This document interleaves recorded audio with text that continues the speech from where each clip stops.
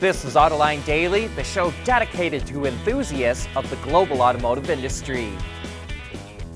For the first time in more than 20 years, the Environmental Protection Agency is implementing stricter emission regulations for heavy-duty trucks. Starting in model year 2027, the new standards are 80% tougher than the current ones and will reduce NOx emissions by 45%. They're also expected to increase the life of vehicles by 1.5 to 2.5 times. The new rules are designed so trucks meet EPA standards as they age, and they require manufacturers to make sure engines and emission control systems work properly on the road and they can't be tampered with. The new regulations are expected to prevent up to 2,900 fewer premature deaths and provide $29 billion in net benefits. And this is just the first phase to curb emissions from big trucks.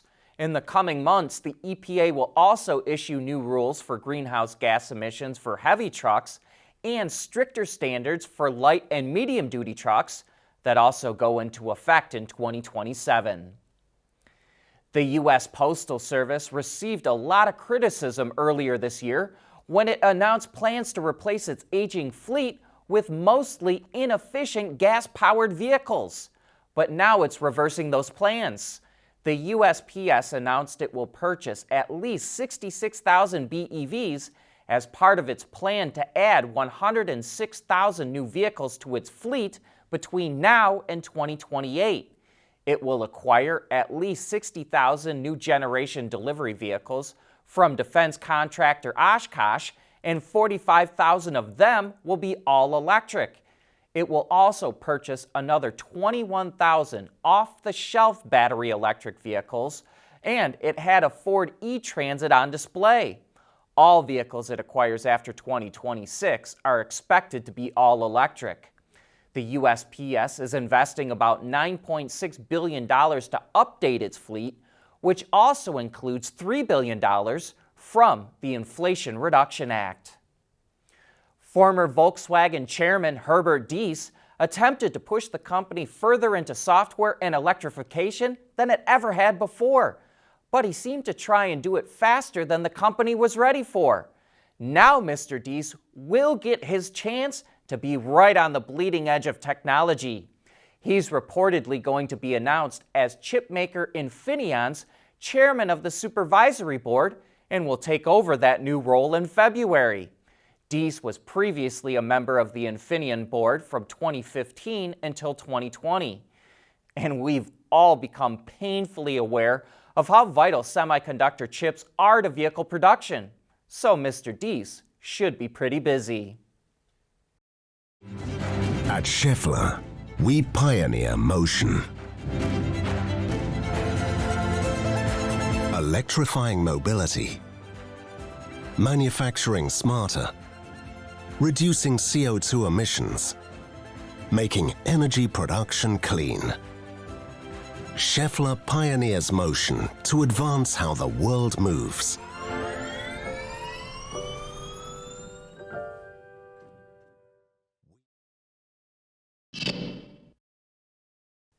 The giant supplier Magna is spending over $1.5 billion to strengthen its driver-assisted technology business.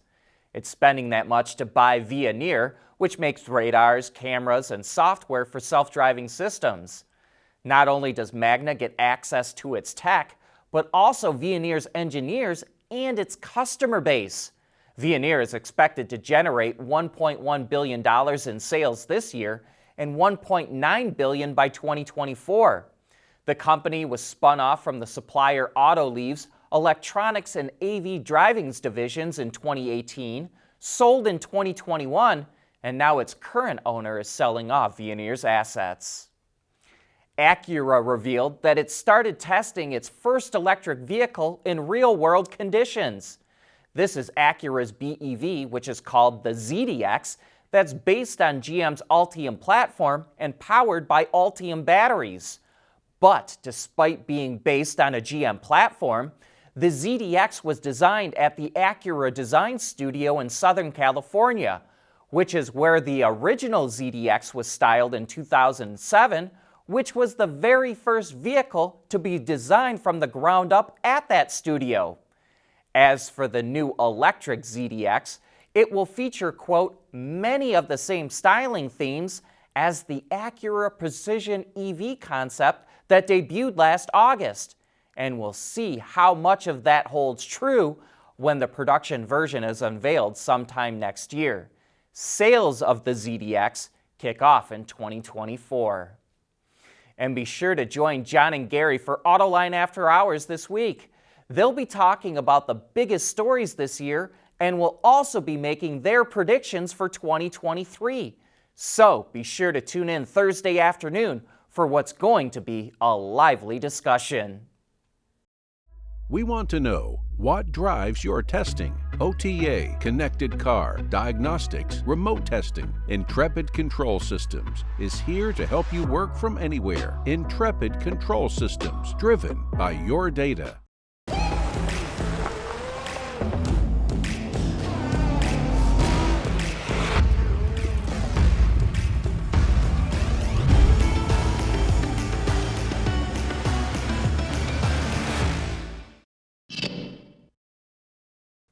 Porsche continues to hope that synthetic or e-fuels will save ICE vehicles.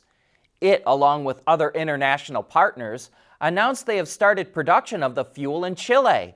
In the pilot phase, it will make around 130,000 liters or over 34,000 gallons of e-fuel a year, which will be used in racing and at Porsche experience centers.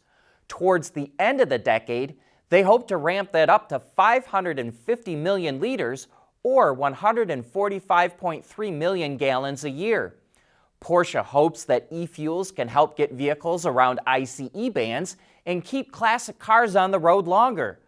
But as we've said, e-fuels currently take 3 times the energy to make and are 3 times as expensive as gasoline. We'd need a lot more refineries like the one in Chile. So, the question will become, can e-fuels come on fast enough to offset EVs and maybe even fuel cells, which continue to make improvements? Despite suffering through supply chain disruptions, lockdowns in China, and the energy crisis in Europe, automakers managed to increase production around the world. According to S&P Mobility, global light vehicle production is expected to reach nearly 82 million units this year, up 6% compared to 2021. But it is forecasting a modest 4% increase next year, up to 85 million units. The reason for the slower increase is because of continued supply chain issues, and not just with semiconductors, but also access to labor and logistics. And while production was up, sales were down this year. S&P is forecasting 79.2 million sales globally, a 1.3% decrease from 2021. But it expects a slight rebound in 2023 and estimates sales will hit 83.6 million units, a 5.6% increase. But S&P is cautious about next year's growth because of a slowing economy and fading pent-up demand. There is one bright spot, though, and that is electric vehicles. BEV sales are expected to reach 10 million units in 2023, accounting for 13% of global passenger vehicles. But that wraps up today's report. Thanks for watching.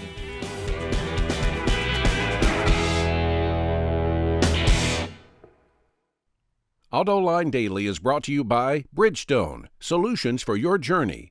Intrepid Control Systems, over-the-air engineering, boost your game. And by Scheffler, we pioneer motion.